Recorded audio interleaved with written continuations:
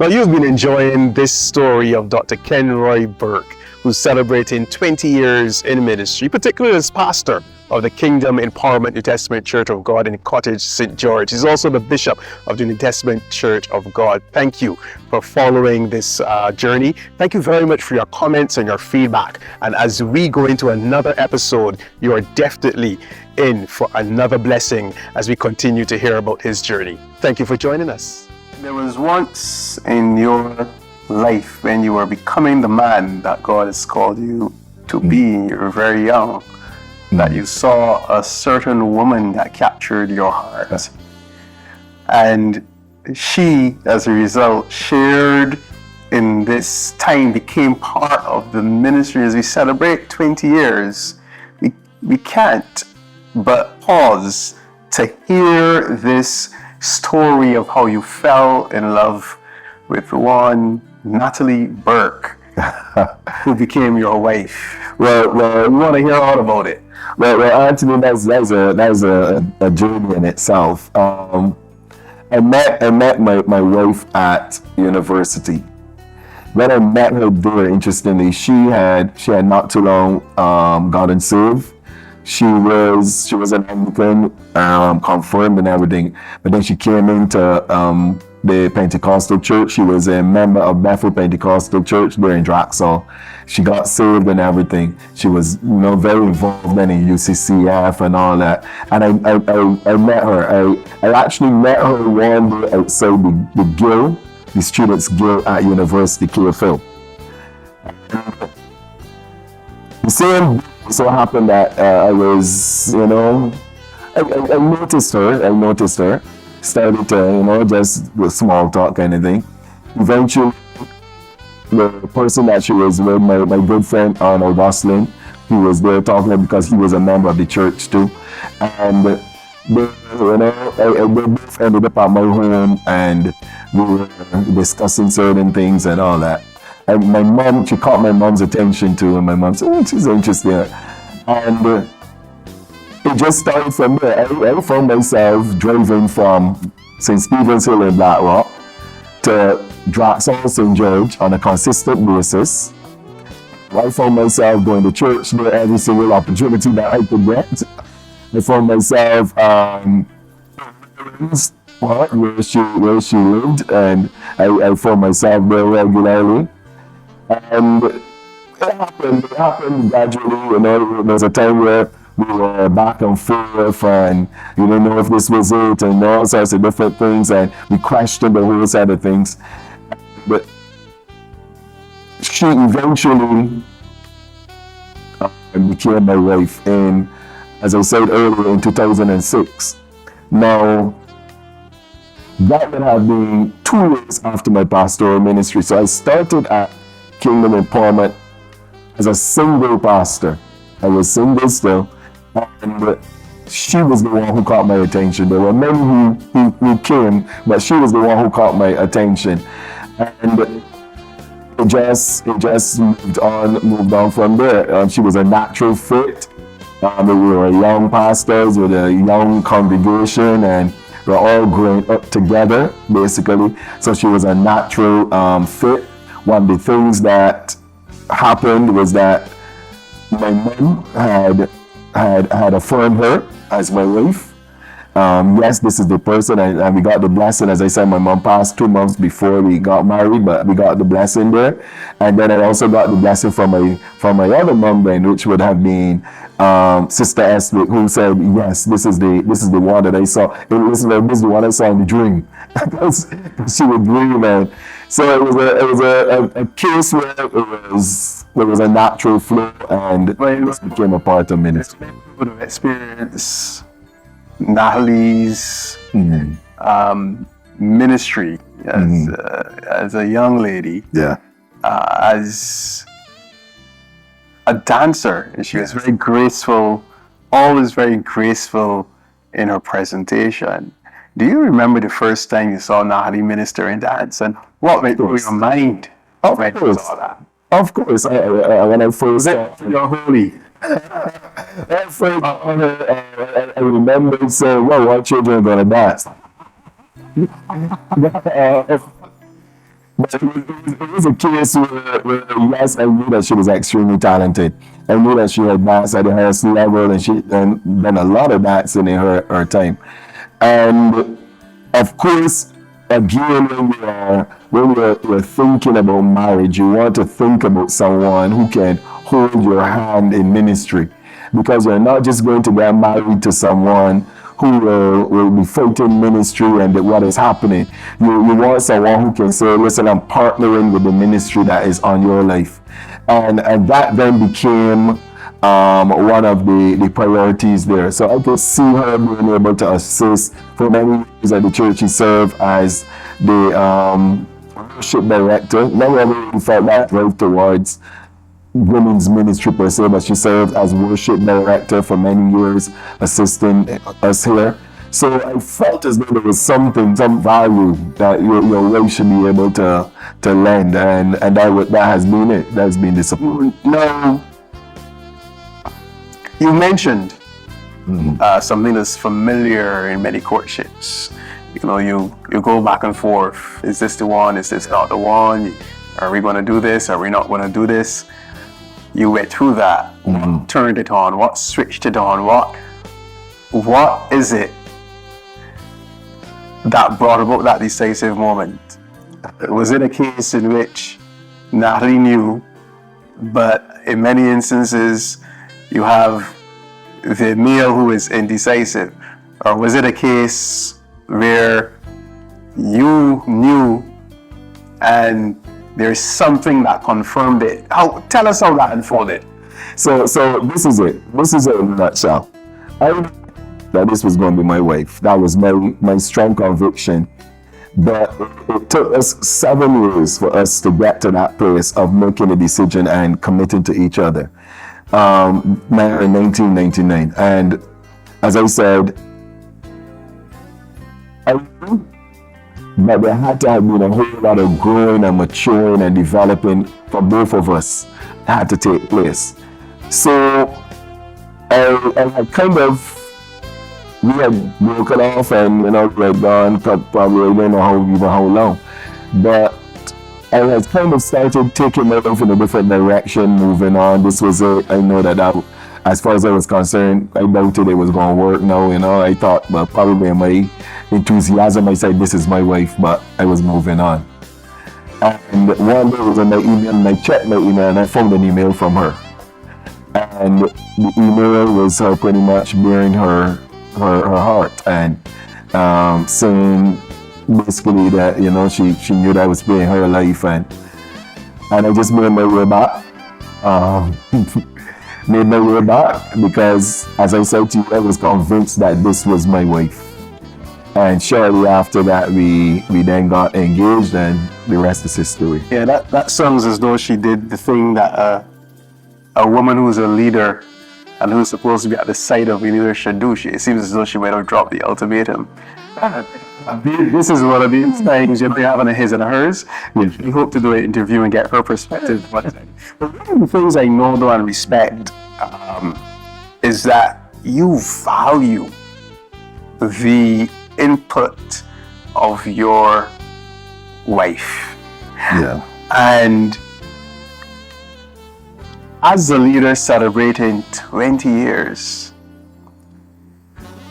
what role does Natalie play as it relates to the success that you have experienced as pastor of the Kingdom Empowerment New Testament Church of God, 20 years, bishop of the New Testament Church of God in Barbados, and is it overseer superintendent of the Southern Caribbean New Testament Church of God? That Natalie plays. Natalie has been that stabilizing block. To be honest, she's a stability in everything, because for us started to increase and the momentum started to go like crazy after we got our children and everything else. The children take a whole set of priority time. So what has been the value of our relationship is that my wife has always been that support especially when it comes to making sure that the children are good, they're right, everything is in place for them. She doesn't see herself all the time as the person who will probably be able to give me, because of the level it's at, ministerial advice. But she has always been there too when it comes to church, pastoring, working with the ladies, giving the ladies advice, sharing experiences with them. And critical to it is that while I may not necessarily share all with her, she is still able to give advice on what she can give advice on, and be able to say, well, you ever thought about it this way, that way? Then, of course, she's the person who keeps you on the straight and narrow, who says to you, you know, you can't do this, you can't do that, still making sure that those things are very much a part of it. So the fact that we were able to, we're raising two children who are heavily involved in all kind of things, doing all kind of different things, and she is always still there to be able to them and to support them and everything else. Even over the last year, 18 months, she was studying. But yet, it didn't mean that she disappeared totally. She would still be there to help out with certain things and make sure certain things were happening. And this was all happening when I took up the new role of superintendent's coordinator. And where I found myself now traveling more and even more heavily involved. But she was still there, always still very supportive, and always still making sure that everything is done and good at home and everything else. You know, we live in a world now where the spotlight and focus is on role of women in our society, leadership.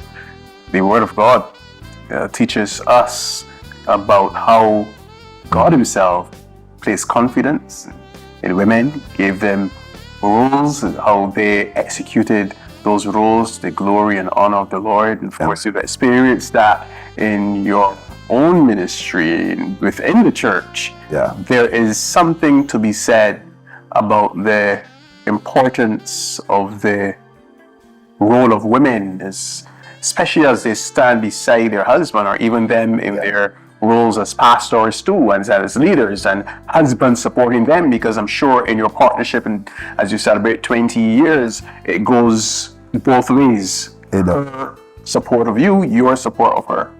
So what is interesting, Anthony, is in Church of God, one of the things that you take note of is that the leader comes as a package. It comes as a package. And when I say that the leader comes with his wife, who is just as strong in some cases in ministry, quite capable of being able to do ministry. Generally, it's focused more towards women's ministry. So there is no sidelining your wife, because the wife is working alongside and doing a whole lot in ministry. So my wife has been in women's ministry, serving at the national level and everything else. Only took a break because of her studies. But then she's also a minister.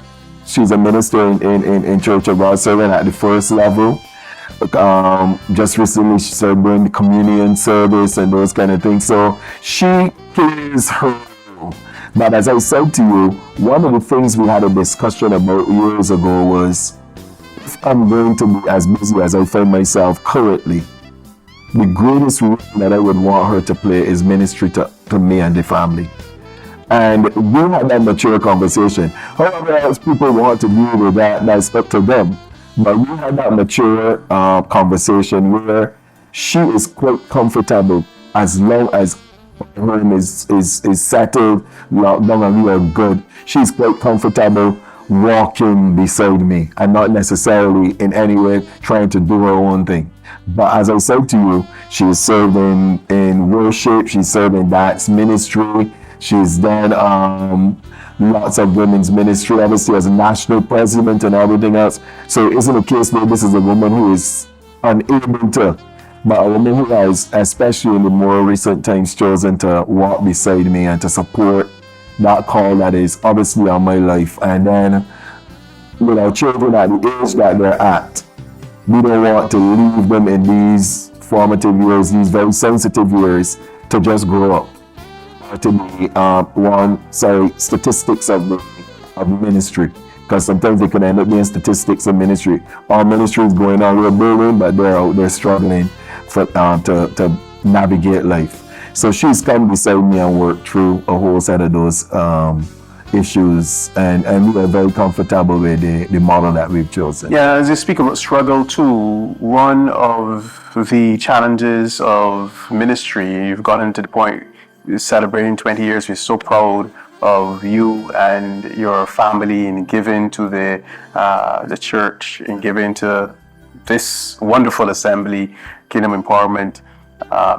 20 years of ministry and still going strong. And in the midst of that, and as many leaders have to do in their own area of leadership, is leading themselves and their families and being able to manage, because what people may not realize is that the leader is a person too, and their families are people too, and they have real issues to overcome. Part of that celebration is also dealing with periods of conflict and challenges along the way while remaining strong as a leader. What is your own testimony of that? So you're right. We have a whole lot more to manage in self-leadership than we can even imagine. And I think that several times we do our very best for everybody else, and then our own families, our own lives are struggling. My testimony has been that there were times when, yes, that happened. Yes, I was there for everybody else, and I neglected the things that I ought to have been focused on, or I was only able then to give the end of the resources. But maturity has brought me to the place where I prioritize now. Years ago, a very wise man said to me, you have two options. You could either prioritize or balance. If you balance, it means that you give the same importance to everything. But if you prioritize, you know what is most important. So I learned what it meant to prioritize, to put first things first. So my family is first. I mean, everybody knows that my family is first. Everybody knows that I will do. Now, maybe as much time as I will give, they will still always want more. Especially with the travels and then they will still want more and more. I will talk to them every night on the phone. Sometimes I tell them we talk more on the phone, probably in a FaceTime or a WhatsApp call, than we do when we're home sometimes. You're home and you take each other for granted, just walk by. But we do a lot of that, communicating, everything. The one thing I wish sometimes is that I were in a place where they could just go with me and, enjoy some of the things that I might, because sometimes we're just going through and passing through and back home. But I have learned, because of the mistakes that I would have made in initial stages, but also mistakes that I saw from others, I have learned to prioritize them. So they become the priority. So you drop things unless there's a commitment that you have otherwise. You drop things to make sure that you prioritize them. And that has been my journey over the last couple of years. I make them first. And I have no apologies to saying to somebody because they're to be first. How have you seen the hand of God in your marriage as it relates to your 20 years of ministry at Kingdom Empowerment? So God has been faithful. I'm sure, like everybody has gone through those challenges, faced things that went up and down and all around, and you even at points where you may even thought about giving up and those kind of things when the pressure hit you. God has been faithful to us, and the mere fact that we're still together is God's faithfulness. So we keep working at it, keep pressing forward. We're now at that place of being able to share honestly. If you don't like something or whatever, being able to share honestly, whether we like it or not, be honest and sharing. We're at that place, and we're also at that place where the focus is really, so what can we do, as opposed to back then when you were quarrel over it, probably fight over it for a couple of weeks before you get to a place of humility and say, well, look, we need to do something. So we're actually at that place now, walking through it. So I've seen His faithfulness in the marriage. I've also seen His faithfulness in the family. Because there are times when there are things you feel as though, God, I did not get a chance to do, but God works it all out and He puts certain things in place, or He sends people to be able to support us and support that journey. So we have not really, my wife, by her very nature, is not the type who wants to get too many other people involved in, helping these and doing this. She feels as though, if it's us, we're supposed to do it, kind of thing. But we've seen in the last couple of years, people who've stepped up and said, listen, God has laid you guys on my heart for me to be able to do this for you, to just be a blessing to you. I will do this, I will do that, I'll pick up the children, and all of that has really been more confirmation of God's calling on your life, because you know that it is God Himself who has put those people in your life. So we thank God for His faithfulness, and probably it would be good for you to have a talk with her alone, but I would want to believe that ministry has not adversely affected our marriage in any way. But ministry has added, significant value to who we are as a people and who we are as a couple. Yeah, I really admire the conversation, the way that you are honest, and the obvious lessons you've learned and what it is you can pass on to those of us now who are watching, and so we can genuinely celebrate with you and your wife and your family. The way you're so real, the way that you give honor to your wife, the way you are thankful and grateful to God for being with you in this walk and journey of ministry, Bishop Ken Roy. And I want you to know that we are really enjoying this series. I cannot wait until we have other conversations again as we celebrate you. 20 years at Kingdom Empowerment. Thank you so very much, Anthony. And thanks as usual to all those who've been tuning in and watching with us. Awesome.